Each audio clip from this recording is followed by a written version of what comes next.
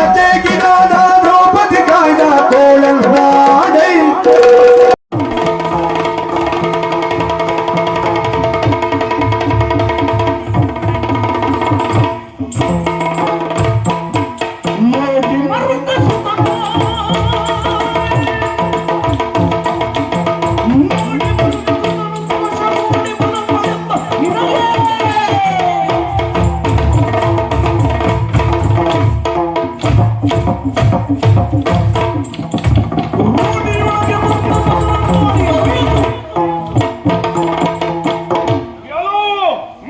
ಉಪವನವನ್ನು ಪ್ರವೇಶಿಸಿದ್ದು ಮಾತ್ರವಲ್ಲ, ಮುತ್ತಿನ ಕಿರೀಟವನ್ನು ಹೊತ್ತಿದ್ದಿ. ಸರಿ, ಎದೆಯಲ್ಲಿ ನಡೆಸಿದ್ದಿ ಕವಚ.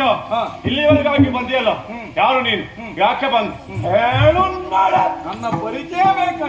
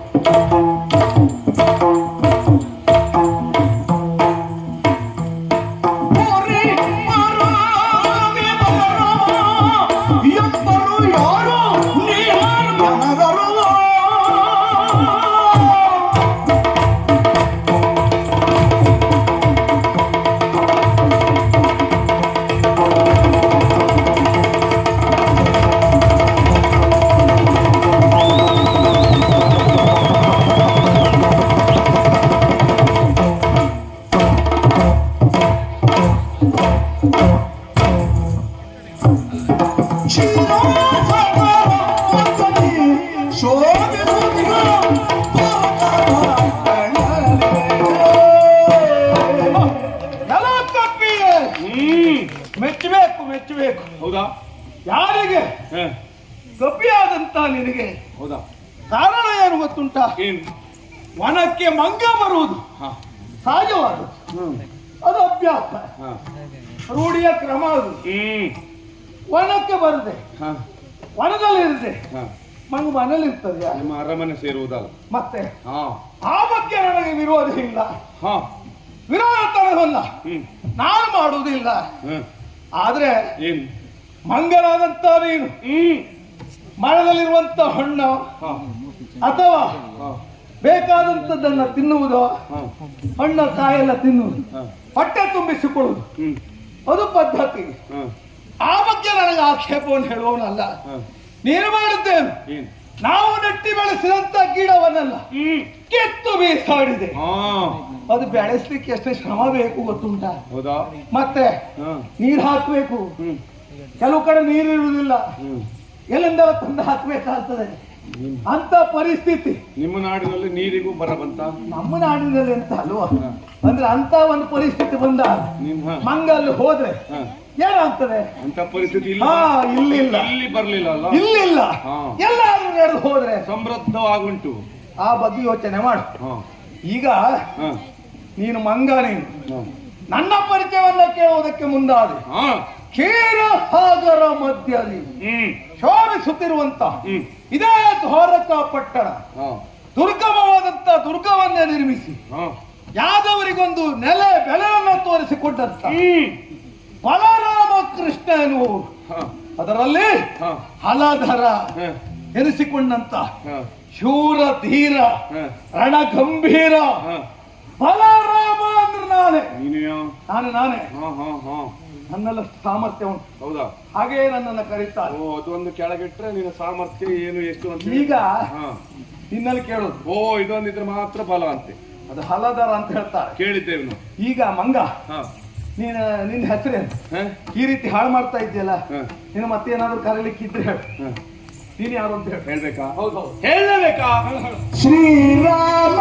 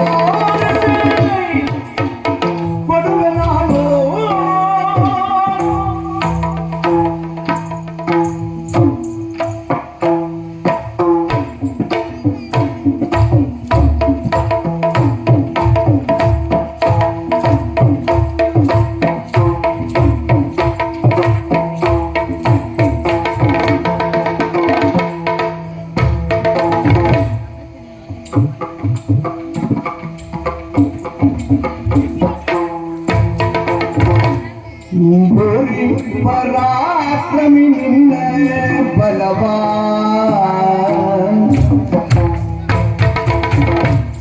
ನಿವಾರಿಸಿ ಕೊಡುವೆ ನಾನು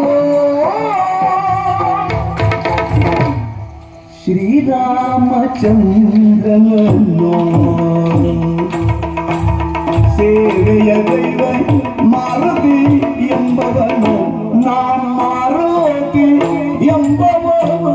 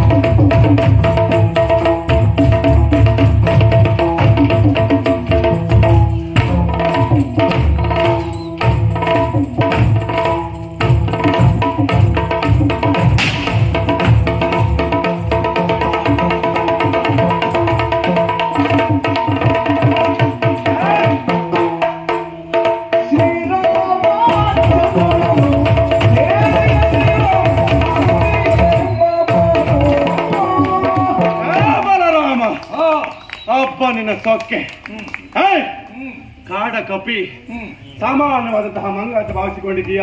ನಾನು ಭಾವಿಸಿದ್ದು ಹೌದು. ಸರಿಯಾಗಿ ಒಮ್ಮೆ ನಾನು ನೋಡು. ಏನ ಬಲವಂತನಿದ್ದೇನೆ, ಇಲ್ಲಿವರೆಗಾಗಿ ಬರುವುದಕ್ಕೂ ಕಾರಣ ಉಂಟು.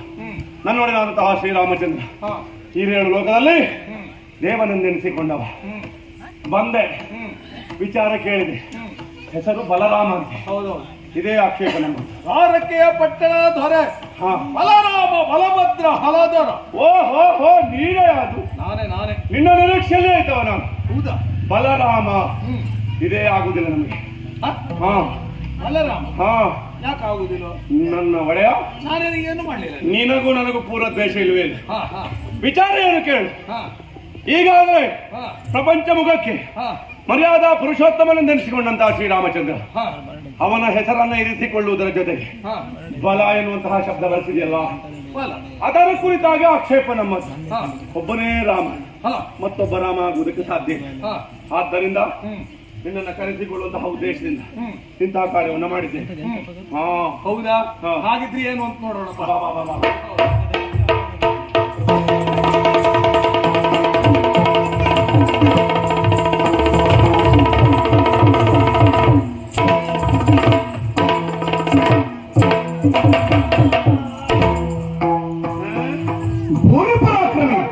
ಭೂರಿ ಪರಾಕ್ರಮ. ಓ ಇದೊಂದು ಇಲ್ಲದೆ ಹೋದ್ರೆ ಇವನಿಗೆ ಬಲ ಇಲ್ಲ, ಹಿಡ್ತಾ ಇಲ್ಲ. ಇವ ಮಧ್ಯಾಹ್ನ ಇದ್ದಾಗ ರಾತ್ರಿ ಇರುವುದಿಲ್ಲ, ರಾತ್ರಿ ಇದ್ದಾಗ ಮಧ್ಯಾಹ್ನ ಇರುವುದಿಲ್ಲ.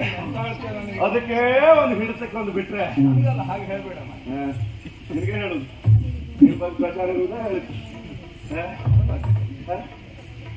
ತಣ್ಣೀರನ್ನ ತಣಿಸಿ ಕುಡಿಯುವ ಶ್ರೀರಾಮ, ಬಿಸಿ ನೀರನ್ನ ಬಿಸಿ ಮಾಡಿ ಕುಡಿಯುವ ಪರಶುರಾಮ. ಅದು ಈ ರಾಮ. ಬಿಸಿ ಆಗುದಿಲ್ಲ, ತಂಪು ಆಗುದಿಲ್ಲ, ಮಜ್ಜೆ ಆಗುದಿಲ್ಲ. ಮತ್ತೆ ನಿನ್ನ ಅದಕ್ಕನ್ನುವಂಥದ್ದು ಇದು ಹೌದು ಅಂತ ಕೂಡ್ತದೆ ಅಂತಾದ್ರೆ ಮತ್ತೆ ಬಾರಿ ದೀಕ್ಷೆಯಲ್ಲಿ ಎಡಬಲವನು ನೋಡುತ್ತಾ ಹೇಳುತ್ತಾ ಒಡನೆ ಮೆಲ್ಲಡಿ ಇಡುತ್ತ ಆಲಯ